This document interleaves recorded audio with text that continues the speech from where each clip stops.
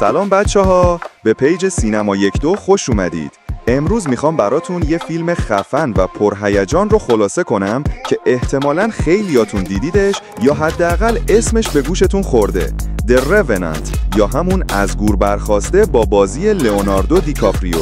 این فیلم یه وسترن حماسیه که سال 2015 اومد و حسابی غوغا کرد. آماده اید؟ بزن بریم.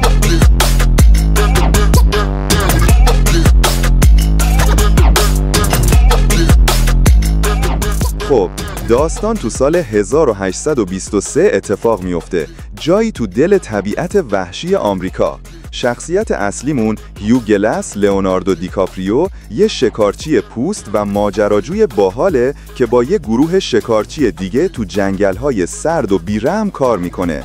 این بشر اینقدر قویه که انگار از فولاد ساخته شده، ولی خب زندگی تو طبیعت شوخی بردار نیست.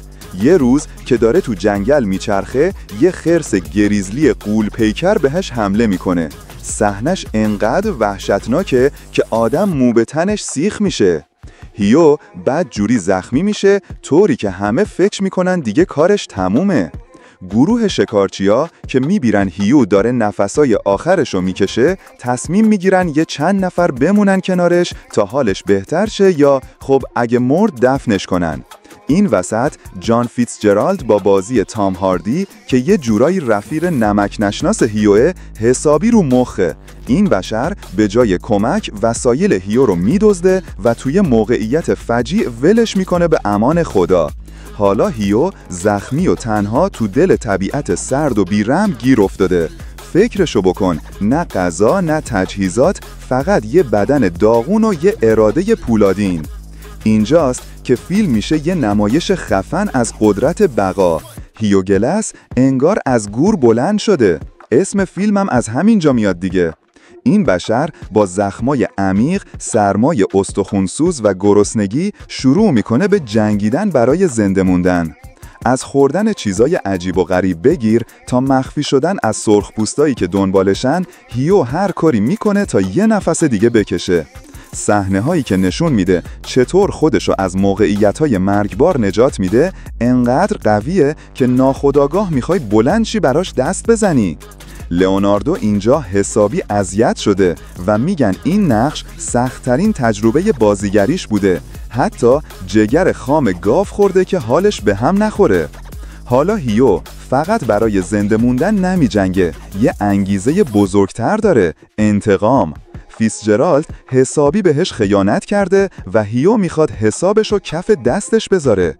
تو این مسیر 350 مایل تو طبیعت وحشی راه میره، از رودخونه های یخزده رد میشه، با سرخپوستا و حیوانات وحشی درگیر میشه و کلاً انگار داره با خود طبیعت مبارزه میکنه.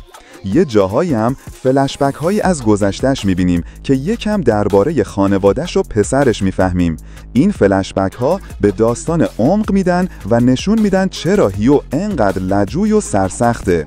نمیخوام زیادی اسپویل کنم، ولی فقط بدونید که وقتی هیو به فیتزجرالد میرسه یه رویارویی دارن که مو به تن آدم سیخ میکنه. مبارزه آخرشون انقدر پرهیجانه که ناخودآگاه نفس تو سینت حبس میشه. پایان فیلمم یه جوریه که هم دلت خنک میشه، هم یکم به فکر میری. یه پیام قشنگ درباره انتقام و بخشش داره که نمیگم چیه تا خودتون ببینید. خب بچه ها، The Revenant یه فیلم معمولی نیست. فیلم برداریش انقدر خیره کننده است که انگار داری یه تابلوی نقاشی متحرک میبینی. طبیعت وحشی، برف، جنگل، همه چیز انگار زنده است. لئوناردو دیکاپریو هم بابت این فیلم اسکار گرفت و به نظرم حقش بود. تام هاردی هم نقش منفی رو انقدر خوب بازی کرده که گاهی دلت میخواد از صفحه بپری تو فیلم و خودت حالشو بگیری. خب رفقا، این بود خلاصه The Revenant به سبک سینما 12. اگه این فیلمو دیدید تو کامنت ها بگید با کدوم صحنش بیشتر حال کردید. اگرم ندیدید بدوید دانلود کنید یا برید نسخه با کیفیتشو ببینید که لذتش چند برابره. لایک و سابسکرایب یادتون نره، چون قراره کلی فیلم خفن دیگه براتون خلاصه کنم. تا ویدئوی بعدی مواظب خودتون باشید و از سینما لذت ببرید.